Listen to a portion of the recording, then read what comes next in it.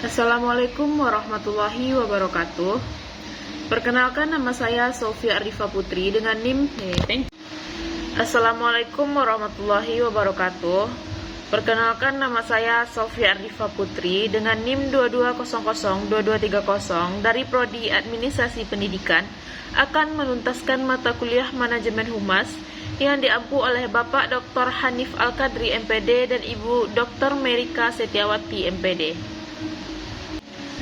Baiklah, di sini saya akan membahas materi mengenai employee relation dan stakeholder relation. Yang pertama yaitu employee relation. Apa itu employee relation?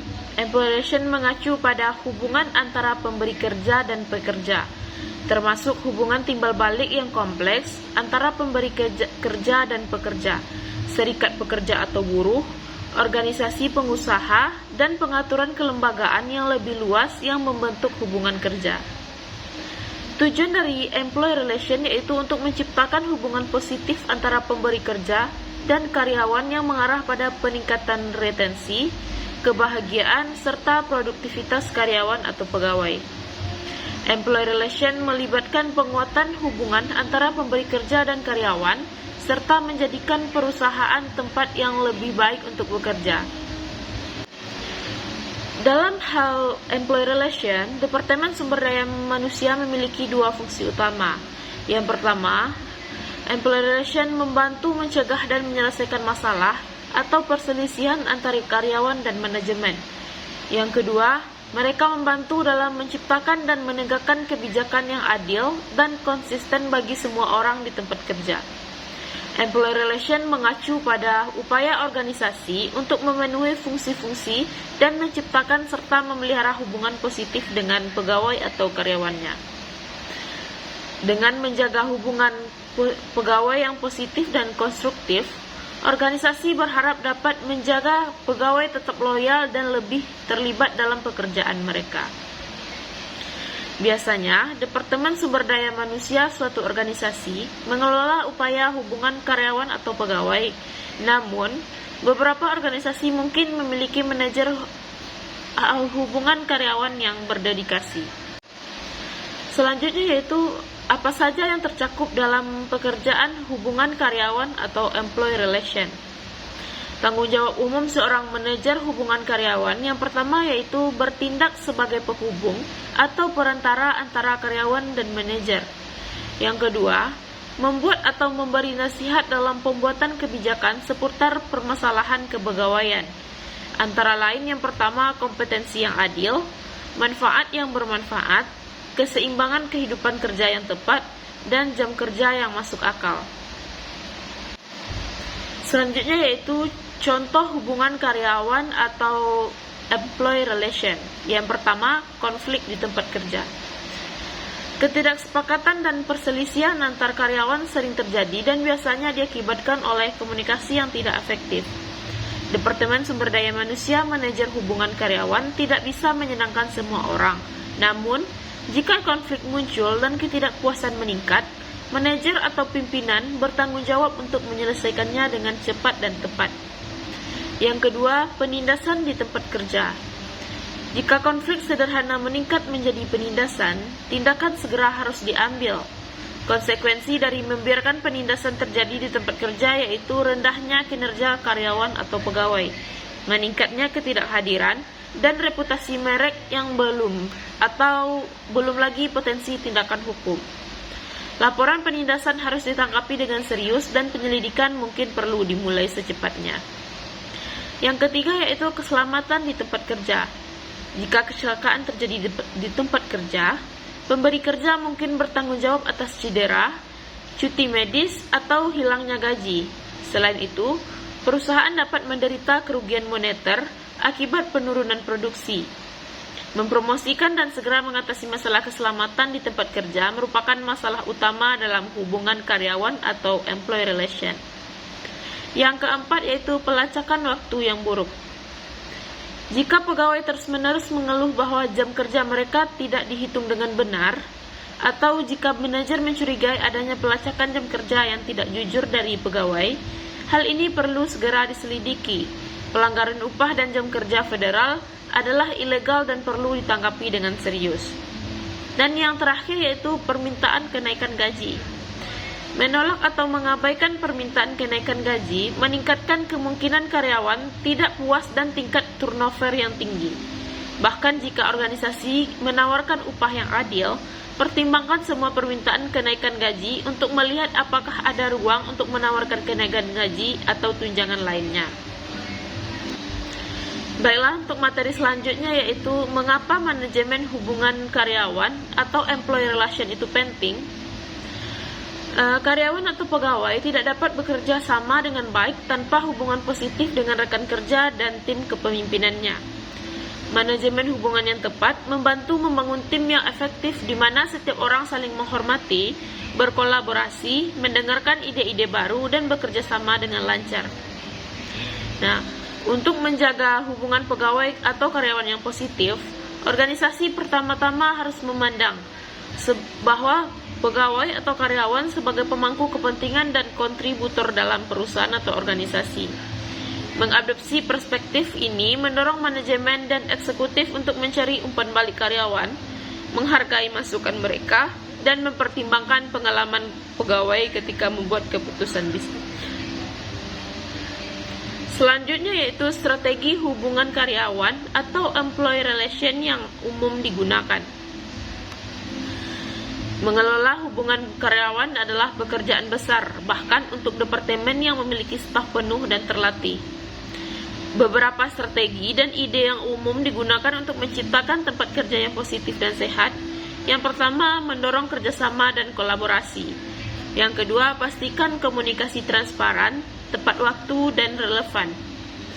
Artinya tidak seorang pun ingin mendengar dari Twitter atau rekan kerja bahwa akan terjadi PHK, lalu menunggu selama seminggu sebelum penugasan mengeluarkan pernyataan resmi tentang produk penjualan baru.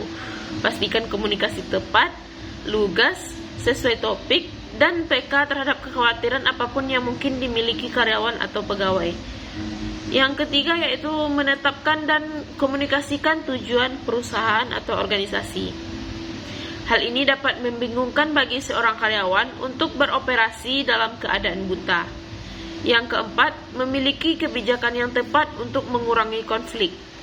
Dan yang terakhir, tanggapi masalah apapun dengan cepat dan menyeluruh, baik itu tuduhan penindasan, permintaan kenaikan gaji, atau keluhan terhadap kebijakan perusahaan.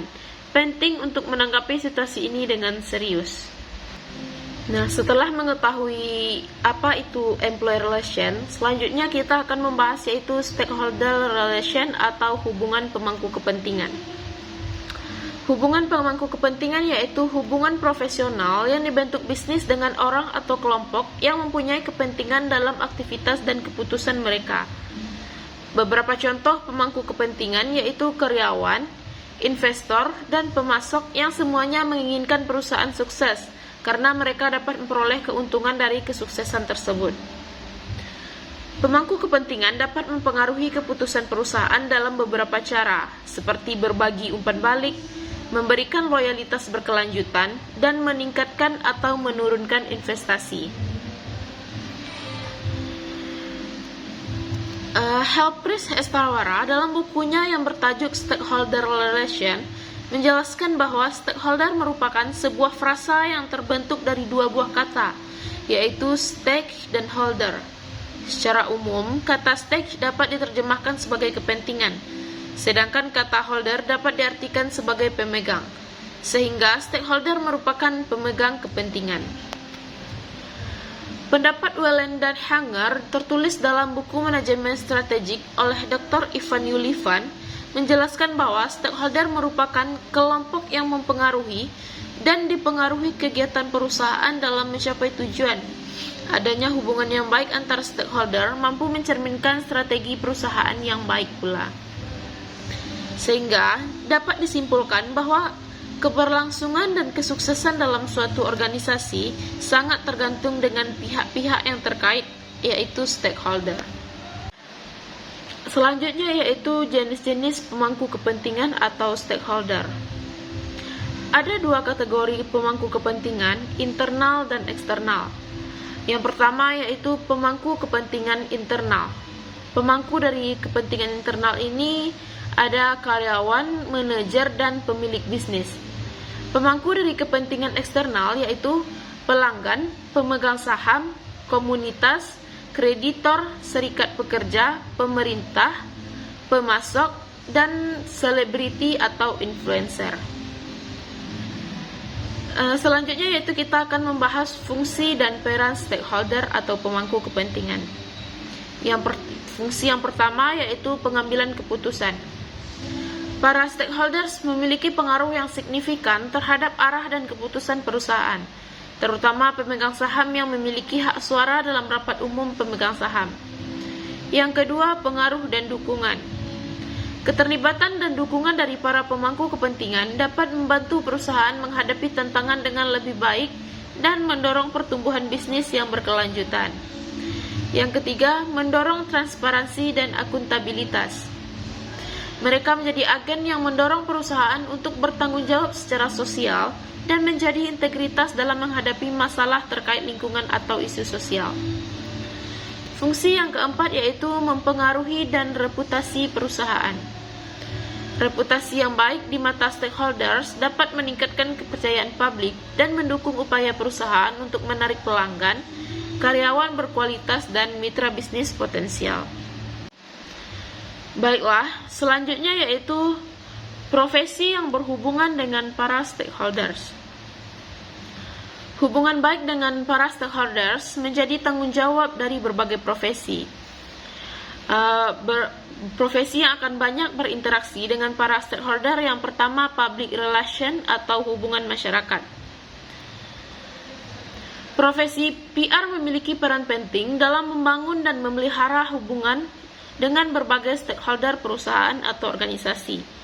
Mereka bertanggung jawab untuk menyampaikan pesan yang positif dan mengelola komunikasi dengan efektif. Yang kedua, corporate communication. Tim corporate communication berfokus pada memastikan bahwa perusahaan bertanggung jawab terhadap hubungan para stakeholders seperti media dan juga regulator, serta terlibat dalam inisiatif komunikasi perusahaan untuk eksternal dan internal. Profesi yang ketiga yaitu jurnalis. Stakeholder sering menjadi sumber berita yang penting bagi para jurnalis. Mereka memberikan informasi, fakta, dan sudut pandang yang relevan terkait suatu peristiwa atau isu.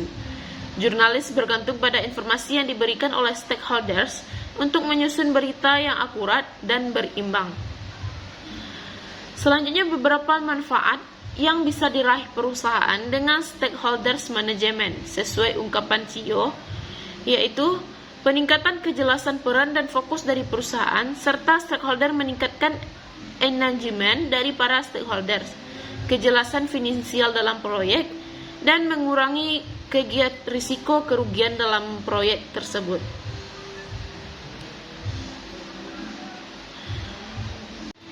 Baiklah, hanya sekian materi yang dapat saya jelaskan. Jika ada salah dan janggal, saya mohon maaf.